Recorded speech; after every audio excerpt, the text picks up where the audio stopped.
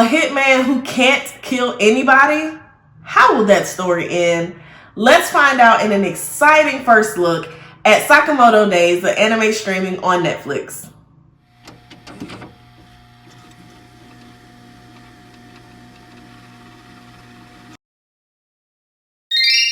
Hi guys, welcome back.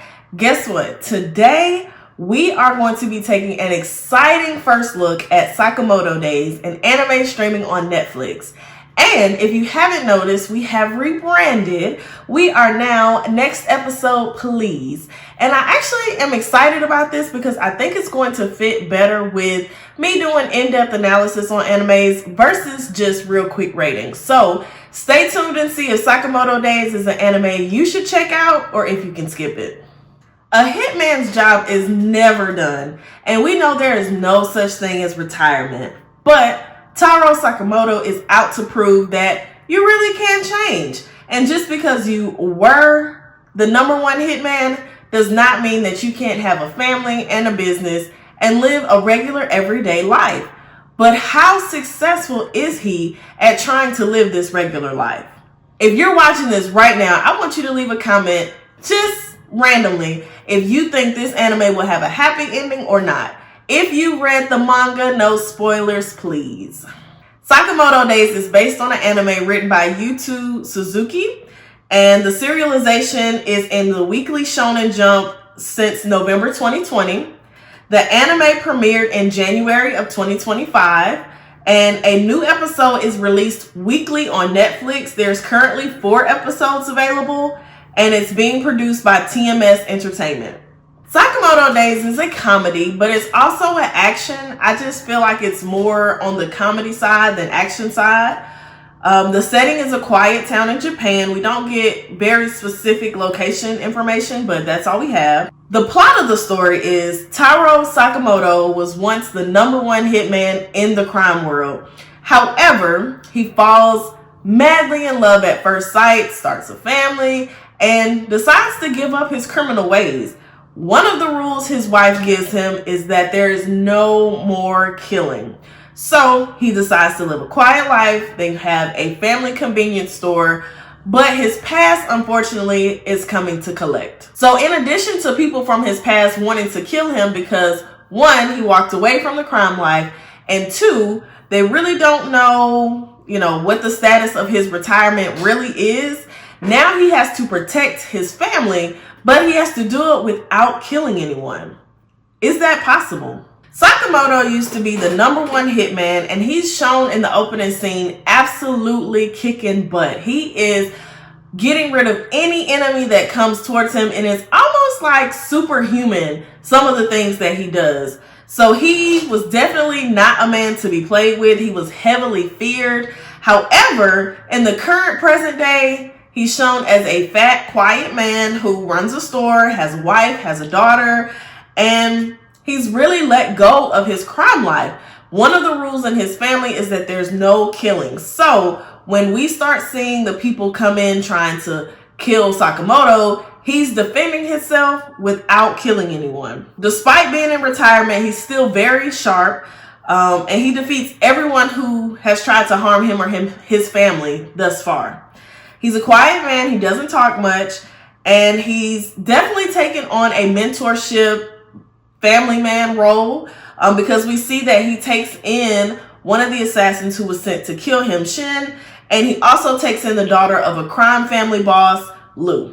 Shin is a clairvoyant who can read minds. He is an assassin. He was actually sent to kill Sakamoto, but when he gets to Sakamoto, he sees the life that he has now. He's a family man. He's happy. He's nothing like what the legends of him describe. So he actually decides to not do it. But when he goes back to the crime boss and was like, well, I choose, you can kill me instead, but I'm not going to kill Sakamoto. Sakamoto actually comes in and saves him. And then he offers him a job, which I don't know if offers is the right word because it didn't really seem like Shin had an option to take the job or not. But Shin starts working in Sakamoto's store, and there's a lot of good chemistry between him and Sakamoto. So He's very impulsive, and Sakamoto is the complete opposite of that. So we do see a foil of each other, and there is a brotherly affection brooding between them. And in addition to that, Shin is actually a very comedic character. A lot of the laughs that I've gotten from this show have been from Shin, so that's always a good thing. And a lot of it is expressed by his frustration of not being able to kill anyone. So he's also having to, operate like Sakamoto and save people without killing anyone, which is very tough for an assassin, as we can see. We meet Lou because she is being actually chased by Hitman because her father left her a key to some heirlooms that his crime family has. We don't initially know what's in there. We do see what's in there at the end of that episode, but I won't spoil it. But they're after this key, so they're trying to kill her. And just by a chance encounter, she stumbles upon Shin and Sakamoto, who then save her, rescue her. And likewise, she also is offered a job at the convenience store with Sakamoto and Shin. So now they're both working. Shin and Lou are both working to, protect Sakamoto and his family. As far as these three characters thus far, there are more characters in the show, but again, this is just the first look because the show is currently airing. I am going to revisit this show once it completes the first season. But just looking at these three characters, I do feel the sense of bonding coming very soon. I don't want to ship Shin and Lou right away, but I definitely think there's a possibility for that. But we're just going to have to wait and see. So if you're still watching, who is your favorite character thus far? And who do you think will steal the show in the end? Go ahead, drop it in a comment below and let me know what you think. Comedy focus. So again, even though this show is about hitman and crime and all of that, it's very comedy forward, which is why I'm categorizing it as a comedy.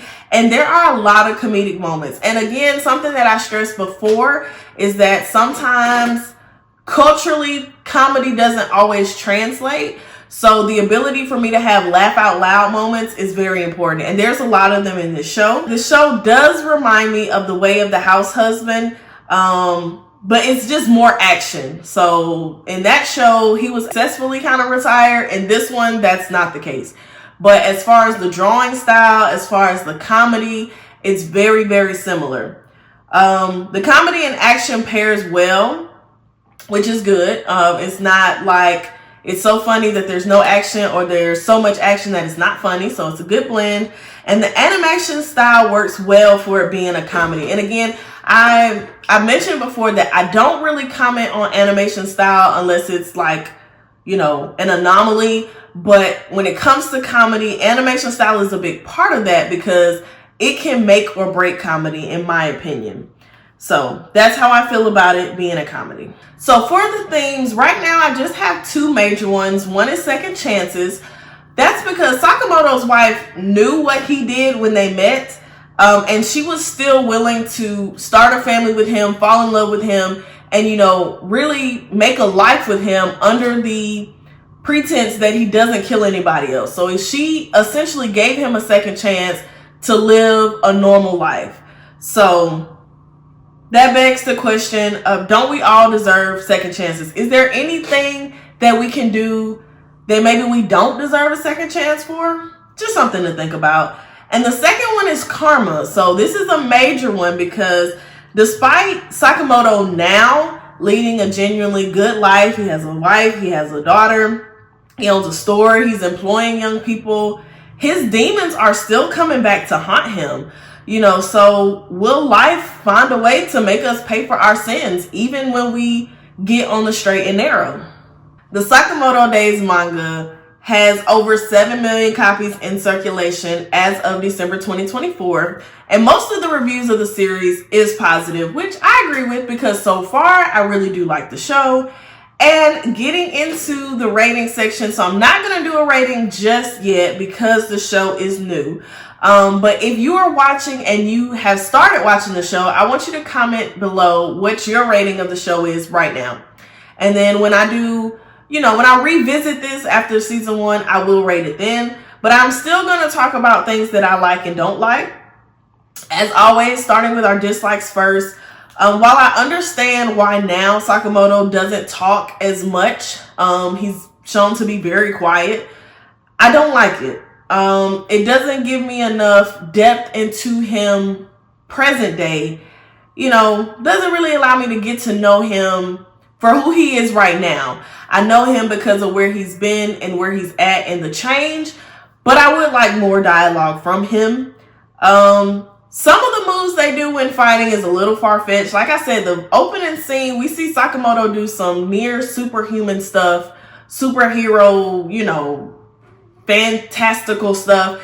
And that's not really realistic. And I that works for the comedy side, but it's just like some of it, I just needed to be like, bring it down. Being that we are 4 episodes in, I would like to see a clearly defined antagonist. We don't have that. There are different people coming for him every episode, but there's no like one person lying in wait, that really has an investment in seeing this go through. It just seems like it's a bunch of random people coming after him. So that's one thing that's holding me back. As far as what I like that this story seems a little bit more realistic than The Way of the House Husband, in the sense that it's more likely that a hitman would have trouble quitting than not. That people are coming after him trying to, tie up those loose ends, that seems realistic to me. So I like that, and I like that the show does that and still remains a comedy. That's a big thing too, because that's easy to turn into, just a straight action or, a dark fantasy. But this remains a comedy. So that's good as well.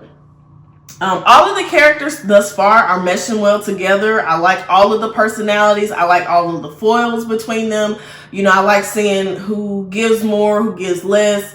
Because like I said, Shin, for one, is very outgoing, very impulsive. And then you see Lu and Sakamoto, who are not like that. They're more chill. But then in some ways, Lu, she gets a little piped up too. And Sakamoto's just the real mellow one. I hope that this does not become a recurring theme of him giving people jobs. I really would like the core group to stay this small group of 3. I hope he doesn't give anybody else an apron. Between Sakamoto and Shin, as I've explained. And I am rooting for Sakamoto. So that's a question that I used to ask on romance animes, if I was rooting for the couple. But in this case, I'm actually rooting for him. I want him to have a happy retirement. Realistically, I know that's not, it's easier said than done. It's not really the typical way, but I really want him to have that. So we'll just have to see if he ends up getting that or not. This is a great opportunity to hop in on a new show while it is airing. That's not already 7, 8, 9, 10 seasons in. So you can go ahead and start watching this on Netflix. You don't have far to go to get caught up. And I really like the show. I've been holding back my opinion on the show overall until it finishes. But for what it's worth, I do like it. I do like tuning in every week. I think this is going to be a very good show. I love comedy paired with action. We see that a lot in Western films. But we are going to get this in an anime form, and it's going to have good elements of both comedy and action. And we'll see you next time. Next episode, please.